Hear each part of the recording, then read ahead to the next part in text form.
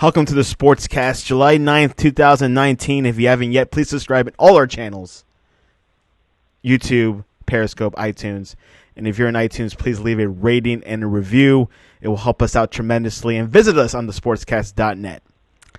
NBA free agency made headlines this past Saturday. It shocked the world when Kawhi Leonard joined the LA Clippers and Paul George joined via a trade. Are the Clippers the best team in the NBA? Is the playing field leveled? We got our correspondent, Caillou Borden, on the line, waiting to talk to us about it. Welcome back, Caillou. What a weekend. Welcome. Crazy. Of course, Saturday morning, everyone was saying Lakers or Clippers. Even Chris Broussard, the insider, was saying it was either going to be the Lakers or the Clippers. You're a Lakers fan. You were awaiting him. You were going to, welcome him with open arms. What were your thoughts? I thought it was good for the Clippers, actually. Obviously, I wanted him to be a Laker, but I thought it was good for the balance of the power. I would say people were talking about it. I thought it was good for the balance of power. Now you have like 8 or 9 teams that can win. You have the Philadelphia 76ers, you have the Bucks, you have Utah, you have Denver, you have the Clippers, you have the Lakers. So I thought it was great for the league. I also obviously wanted him to be a Laker just to stack it all up. But I felt like it was great for the league. Now you have more competitive balance. In the last couple of years, people were complaining about Golden State's dominance. Now you have 8 or 9 teams that can legit win the title. So I think it's great for the league, from a league standpoint. Obviously, we had the super team last year in Golden State. They obviously got hurt, which is very unfortunate. But I feel like it's great for the league as a whole. Now, what happened was Jerry West, the logo that they call him, he made some moves. I heard that Kawhi called Clippers, hey, if you get Paul George, I'm in. I'm down. How significant is that, like Paul George joining the Clippers? I think it's hugely significant because I don't think that they would have been able to get Kawhi without getting Paul George because obviously he wanted that second superstar. In the NBA, it's more important that you have that second superstar. Nobody's going to win by themselves. Even as great as he is, no one's going to win by himself. But I think from the Clippers standpoint, it's great because you still have Patrick Beverly. You still have all these role players that you had last year. So I think it's great for them. For Oklahoma City, I think this signals that they are rebuilding back-to-back first-round exits. The bigger takeaway is that we're going to get into it probably later, but they're going to think about trading Russell Westbrook. So I think for OKC, it signals a rebuild, and for the Clippers, it signals, title favorites or going to be in the hunt, which they'll definitely be. Which this shock about Paul George moving to LA hasn't been much of a surprise because we've been hearing that rumors for the past couple of years, especially a year back. He resigned with the OKC. He's been there for 2 seasons. Was there for 2 seasons. So this whole story of him going to LA isn't a surprise to you, right? No, it's not a surprise. It's more that 2 years in his contract that he built. I obviously thought he would go to LA last year, but when he signed with Oklahoma City, I was surprised that this happened because I thought he was going to stay there for the whole duration of his contract. So I obviously knew he was always interested in LA, but I always thought that he would go to LA prior. And I thought once he signed, he was going to be Oklahoma City and maybe resign with them. So I was a little surprised that it was Paul George. At first, when I saw it from Woj, I thought it was fake. And then, Shams put it into to confirm it. And then I was just surprised that, the deal was able to get done so fast. Yeah, something that everyone has been talking about since was Russell Westbrook has been approached. His agent approached to the Thunder about the future of his career in OKC, and of course rumors are circulating that he's open for a trade. And of course one of the rumors, the 3 teams that I've been hearing a lot is Houston, Detroit, and Miami. Which of those teams do you think would be a good fit for Russell Westbrook? I think in Miami it would be a terrible fit. Jimmy Butler wants the ball. I think you could have a team where it's a first or second round exit. I think it would be a terrible fit in Miami because Jimmy Butler wants the ball, and that's why he left the situations with the Sixers and Minnesota. I think the most likely fit is Detroit with Blake Griffin. Obviously, they're guard and forward. It's not a perfect fit, but in Detroit, they have a new arena. They're trying to sell tickets. I think in Detroit, the ceiling, if they run to right opponent, they can win a round or 2. Obviously, with Russell Westbrook, you're not going to win a championship with him as a number 1 option. I think that the best fit is in Detroit. I don't like Miami, and I also don't like the Knicks. You got R.J. Barrett. Are you going to try to stunt his growth just to try to be a first or second round team and try to be relevant? You also got Mitchell Robinson. Kevin Knox needs the ball. You have young players. I don't necessarily think that those two options, Miami and Knicks, I rank Detroit as about the only option for Russell Westbrook. Russell Westbrook is 30 years old, has a big contract that OKC wants to let go. I believe the other teams have leverage. Obviously, if Miami does trade for his contract, they don't have to give up too much. I heard maybe just one star like Winslow. But I do agree with that. I've been hearing these past couple of days that Detroit will be a good fit. Not a perfect fit. There's no perfect situation, but obviously, this Westbrook news is coming a little bit later in the agency. No teams have planned for this. And, of course, Paul George decided this like last week. I was hearing from him Thursday. So we'll see what happens. I do think Detroit would be a good fit. That would be that man. Wherever he goes, it'll be like the playing field is leveled. How about Houston? Do you think Houston would be a good fit? I don't think Houston would be a good fit. Him and James Harden together. I mean, I think that would be worse than Chris Paul and James Harden. I think you have two ball dominant guards who both need the ball. I think you can see a lot of clashes. Mike D'Antoni's entering his final year as a coach. Daryl Morey is one of the most progressive general managers in the league. Analytically, he likes to shoot threes. Obviously, they brought in Melo. That didn't work. So I don't know how Russell Westbrook will quite fit in with their three-point shooting. And I don't think Mike D'Antoni is sound enough as a coach to be able to implement Russell Westbrook, considering in a system Russell Westbrook is not a good catch-and-shoot three-point shooter, and he's not a good three-point shooter at all. He doesn't really take good shots. Mike D'Antoni wants you to shoot threes, and Russell Westbrook's a mid-range player. And there's always stuff for diversity, but Mike D'Antoni doesn't strike me as a coach that's going to be willing to adapt to Russell Westbrook's game. And I also don't think that they can make that work contract unless they trade Chris Paul. And I don't think that Oklahoma City would be wanting Chris Paul, considering they're going to be entering the rebuild. Let's get back to Los Angeles. The Lakers got Boogie Cousins over the weekend, Quinn Cook and Jared Dudley, and a few other stars. How do you see this Laker roster so far? I think it's better than I originally thought, considering that we struck out on Kawhi. I think it has a lot of combust with Rondo and DeMarcus. But I like Danny Green. I think it's a 2-year, $30 million deal. I like Danny Green shooting. I think Avery Bradley's not the defender he once was, but that's another defender. I think Kuzma needs to improve on defense because I think the Lakers could potentially have a lot of problems at the three, defending opposing threes, because LeBron's not going to defend until like high leverage points. I think Kuzma has to get better as a defender. There were even talks about LeBron starting at point guard. He's always been a de facto point guard. I think there's more questions about the Lakers. Who's going to guard opposing point guards and who's going to guard opposing small forwards? Those are the two biggest questions I have right now. Obviously, there's still a lot of time between now and training camp. I think our interior defense is fine with JaVale McGee and Anthony Davis. I like DeMarcus Cousins on a veteran minimum as long as he's willing to come off the bench and comply and adhere to his role. So I don't have a problem with DeMarcus Cousins as long as he's willing to adhere to his role. Danny Green, everyone thought he will tag along with Kawhi somewhere, but he eventually went to the Lakers. How much of an impact will he bring to the Lakers? I think he's going to bring a great impact to the Lakers because the Lakers shot 34% overall from three. So I think that we obviously had a shortage in shooters. Actually, we didn't have a lot of shooters. We had Lonzo, Brandon Ingram. They weren't shooters. So I think Danny Green is going to bring a huge impact to the Lakers because we're in an era where you need more shooters. So I think Danny Green could bring a lot of value to the Lakers. Also, he can defend, which the Lakers didn't have a lot of defense last year. So I think that Danny Green, his combination of his shooting and his defense will go a long way to, helping the Lakers out. Now, with this roster, there's been talk or criticism that there's a lot of big personalities in this roster. And can they mesh? Can they work together? Can Luke Vogel handle it? What are your thoughts about that? I think Frank Vogel could definitely handle it.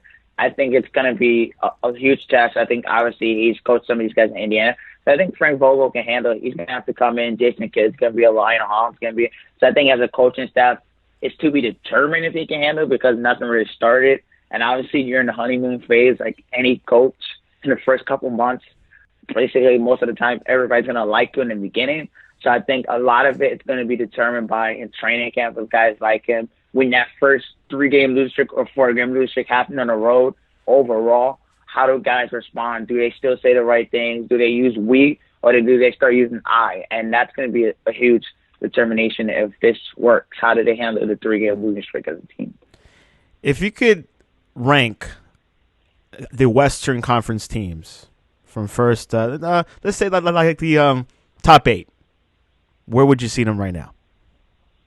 Where would I see them right now? I don't really have a top 8 because, like, there's still a lot of time left. But, like, my overall list would be, like, the Lakers, the Clippers. This is not in order, but, like, the Lakers, Clippers, Utah, Denver will all, like, be among those, like, 4 teams. Not really in order necessarily because, I don't really know because, like, there's still a lot can change.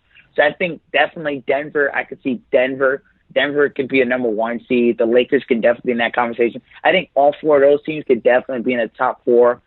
I think, the Rockets, I think they're going to take a step back. I definitely could see all of those teams, definitely competing for that 1, 2, or 3 seed. So I definitely see that. Some people are saying the Clippers are right now the best team in the NBA. Would you agree with that? I disagree. I actually think the Clippers are great, but I think Milwaukee's going to take that next step forward. Last year, they got to Eastern Conference Finals. They lost 4 straight games. I think Milwaukee's definitely going to take them. They were right there. They have a lot of continuity. Obviously, they lost Malcolm Brogdon, but Chris Middleton's back. They still have Brook Lopez. So I think that they're going to be right there. Continuity is very important. I think Denver is going to be in that conversation. I think the Clippers are very good, but I think, the continuity, Kawhi Leonard's going to be on that workload management again this year.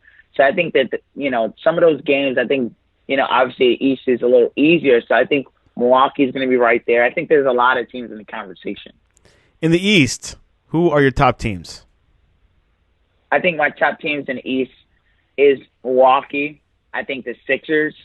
I also think the Pacers are going to take that next step because Victor Oladipo is going to be returning next year. Obviously, the Brooklyn Nets are going to be in that conversation. And then from there, it's the Celtics. And then after that, it's wide open. I think the East is wide open. Obviously, the Heat's going to be in play, adding Jimmy Butler. I think from there, it's wide open. The Magic, the Pistons, I think it's going to be wide open. And from that group, I think it's going to be wide open. Yeah, it's interesting. It feels like you were saying right in the beginning of the show that the playing field's leveled.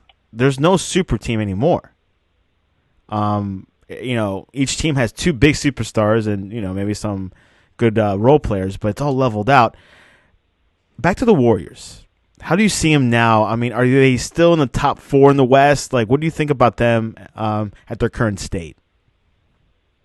I don't think they're a top 4 team. I obviously like the addition of D'Angelo Russell. I think it's great. But like I told you, like I texted you this, I think that D'Angelo Russell is great, but like I think that him and Curry might struggle defensively. You're not going to be able to high Curry defensively. And I also think Golden State's small. They lost Quinn Cook. They lost DeMarcus Cousins. Even though you have Draymond Green, he tends to play like a big player. I think he's going to be close to 30, so that's going to start to wear down defending bigger players. He's going to have to defend Anthony Davis this year. Portland, has a team this year. I feel like he's going to have to defend bigger players. You obviously got the Clippers. You're still going to have the Jazz. You have the Trailblazers. I think that, you have the Nuggets as well. I think Golden State's going to be a solid team. I see them as a 5 or 6, team because Clay's going to be out for a while. Steph, in that team. I think it's good enough to be like 6, 5 or 6, or maybe 7 in the West until they get back Kawhi. Yeah, some people are saying that once Klay Thompson gets back, they might normalize a little bit better, but obviously he'll be out till after All-Star break potentially. He had a good surgery in Los Angeles this past weekend, so hopefully he'll come back strong and healthy and everything out. NBA Summer League, we saw some promising stars shine for the first time. What did you think about Zion's performance this past weekend? I thought Zion's performance was incredible. Obviously, he played that one game. He's been, shut down since. I felt like that play where Zion stole the ball from Kevin Knox. I know it's just Summer League, but it shows you, why they drafted Zion. I watched him every game at Duke, and I felt like he really, a lot of people talk about the dunks and stuff, but Zion really works hard. He loves the game. So I feel like he played really well. That there was that, where Kevin Knox tipped it. I think that obviously continued to prove his shot. I think that's going to go a long way to, his career. I think he's going to have a good career, but his shot's obviously going to determine if his career is great. But I feel like he really, despite the long layup, he was very solid. So, he did fine. Also, R.J. Barrett had a good performance for the Knicks this past weekend. Of course, it's summer league, a bunch of rookies playing against each other, and that's something we need to look at. Obviously, there'll be more games just coming up. If there's any earthquakes, it might delay the tournament a little bit. There is some old players coming back. Potentially, Monte Ellis has been working out, and the Warriors are interested. Do you think he'll be a good pickup if he does get picked up? I'm not sure what type of shape Monte Ellis is. I'm sure he keeps his body thing. But Monte Ellis hasn't been in the league for a while, so I don't really know how I like the fit. Obviously, if they're going to bring him in, I would assume it's going to be a partially guaranteed deal. You could get him in, see how he fits. Maybe in training camp, you try it out. There's nothing wrong with trying it out. You can try it out. I don't really know how he fits the Warriors, but obviously I would speak on the fact that they can try it out. It doesn't hurt to bring him in training camp time. It's a partially guaranteed deal. And maybe if it works, you can put him on your roster. Yeah, that's something that we can look at. Obviously, also Amari Stoudemire is also working out again, trying to join. But I've been hearing Ellis has a very good chance to return. But we'll see. Now that Golden State needs some more shooters, so we'll see what will happen in the next couple of weeks. Now, also months. But, this is quite impressive. Quite impressive, the whole situation, how Kawhi, was very quiet about, going to the Clippers. I mean, from Friday, what was your hunch feeling? I thought he was going to the Lakers. Obviously, he holding close to the vest. People said that. I heard that Kawhi Leonard was obviously always interested in the Clippers. He just wanted to make sure they get that second star and have that in place for him. Obviously, I was very surprised when the Paul George thing broke. I thought it was just going to be Kawhi and someone else. I was very shocked that it was Paul George because those type of trades for those type of players usually take a while. You usually hear about it and then build up. Obviously, Paul George is a California guy, but I never saw this coming. I thought it was not real, like I said, when it happened. But, I never really saw it coming. It's a huge win for the Clippers. It's a huge win for Steve Ballmer. They planned all year to get Kawhi, and now they finally have him, and now they could potentially make some noise, maybe win the Western Conference Finals, and maybe go on to the finals and win their first conference finals in franchise history. That would be huge for them. The Nuggets have acquired Jeremy Grant from OKC in exchange for a 2020 first-round pick. How much of an impact will that be in Denver? I think he can help them off the bench. He's a stretch forward. He can play inside. I like his game. I think he could definitely help Denver with Porter, still having that back injury. Jokic, you still have Jamal Murray, you still have Torrey Craig. I think that he can definitely help them, and I think Denver's all in. They feel like they have a chance to win, and I definitely think Denver should go for it. They're definitely in the conversation with those 8 or 9 teams that could potentially win the final. So I think this is definitely a good move for them. They should definitely go for it. They have a young core already, and I think they should definitely go for it. Something we need to, for sure, definitely look at. OKC is starting to rebuild completely. It's, not a tragedy, you can say, but they tried. They had, 7-9 seasons, with Russell Westbrook, KD, and, of course, the whole Ibaka thing, and Harden, and they had something going, something promising. It was just, I don't know, wrong time, situation with the Lakers, and then competing with the Spurs. I mean, had their chances, but obviously, they went to the finals against the Heat. But we'll see what happens with OKC. I'm quite interested what happens to Russell Westbrook. It feels like it's so early for him to leave, but he did his best, right? Yeah, I think it's the right time for him to leave. I don't think it's early. I think he's been there for a long time. Obviously, when Kevin Durant left, he fled his loyalty, and for them to think about, potentially trading him, that's going to ruin the player's trust. It's more of a player's league than ever. So I think it's definitely time for him. He's been with the organization since 2008.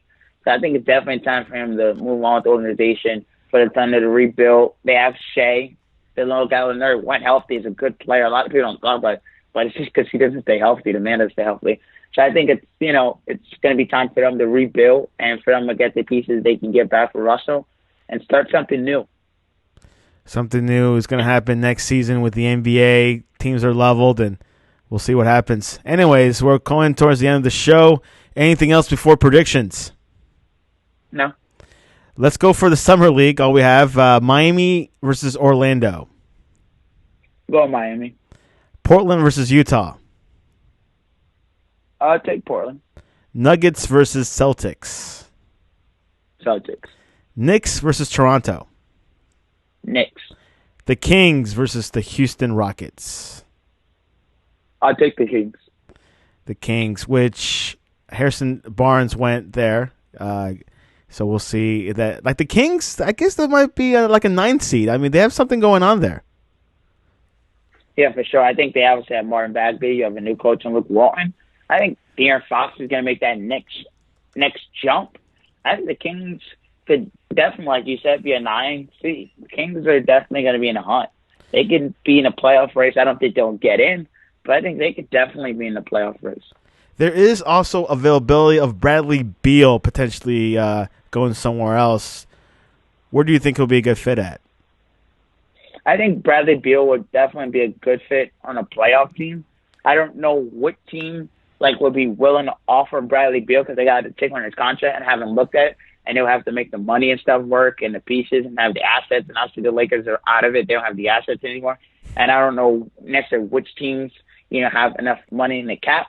But definitely a playoff team that needs shooting could definitely use the Bradley Beal.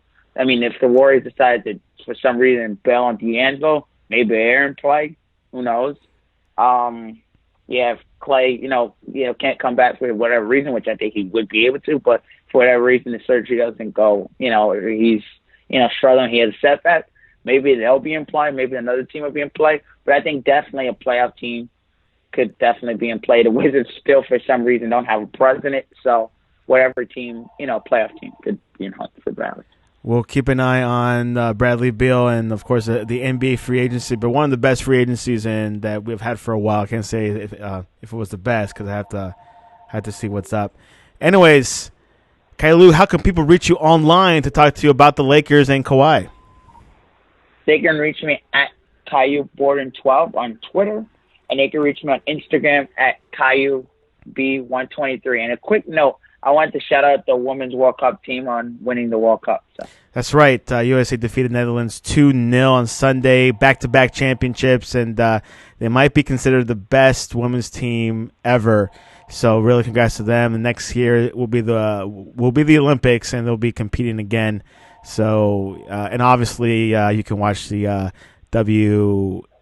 NPCL. I forgot the name of the league, but it's a women's league here in the U.S., and I believe ESPN has picked up a few games, so it should be a very exciting time for women's soccer, and hopefully it'll grow because that's what's needed a little bit more because people just watch it every 2 years or every other couple of years, and they need to hopefully grow the sport.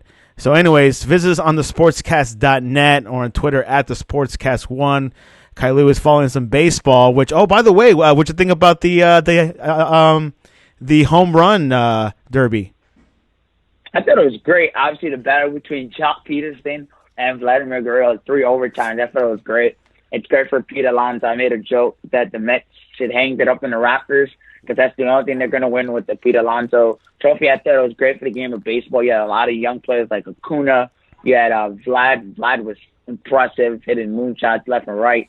Pete Alonso, the Mets rookie, winning. We had tons of great, even Matt Chapman did a good job. I thought it was a really good display to show, the young players in baseball, to show the growth, to show the power that's out there. I thought it was great for Pete Alonso. It's great for the sport, great for marketing. Obviously, people loved it. And I just thought it was an overall great display by the young talent in baseball. And were you able to see the Celebrity All-Star Game? No, I wasn't able to catch that, but I felt like overall it was a really good event by Major League Baseball. Prediction, National League All-Star team versus the American League All-Star team. I'm rolling with the American League. And scoreline. Scoreline, I think you could see a 6-5 tonight. Sounds good. Major League Baseball game tonight. It's 7:30 p.m. I think they're in St. Louis or Cleveland. Cleveland. That's right. The home of LeBron. The Cavalier Yellow. Anyways, thanks a lot for joining us to the Sportscast, Caillou. I'll see you next time. Thank you.